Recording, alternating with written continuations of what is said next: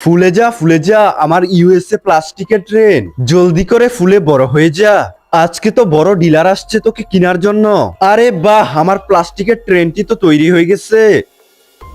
আজকে ডিলারদের বোকা বানিয়ে ওদের থেকে $50,000 হাতিয়ে নিব। এখন কেউ এসে দেখে ফেলার আগে এই পাম্পটাকে সাইডে রেখে দিই। আরে মনে হয় ডিলাররা চলে আইছে। ওরা তো অনেক বড় লোক মনে হইতাছে। আরে নাদিম দেখ, এই ট্রেনটা তো একদম নতুন মডেলের। মনে হয় এটার গতিও অনেক বেশি হবে। যদি আমরা এই ট্রেনটি কিনে নিই তাহলে যাত্রীদের থেকে ডাবল টাকা ভাড়া নিতে পারবো।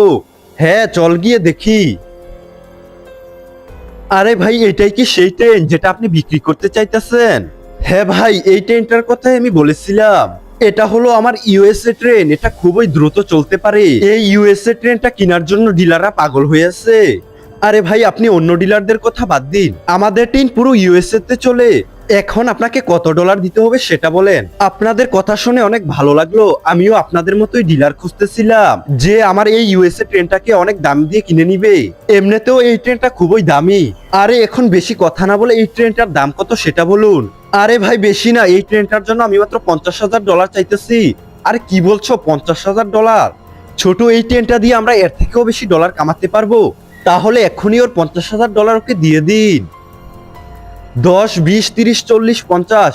এই নেন ভাই, এখানে পুরো $50,000 আছে। হ্যাঁ ঠিক আছে, এখানে পুরো $50,000ই আছে। এখন থেকে এই ট্রেনটা আপনাদের হলো। আমার কাজ শেষ, এখন আমি বাড়িতে চলে যাই। আরে ওদেরকে তো আজকে ভালোই বোকা বানাইছি, এখন তাড়াতাড়ি এখান থেকে পালাই। আরে নাদিম, আজকে তো খুব কম দামে একটা ট্রেন কিনে নিলাম।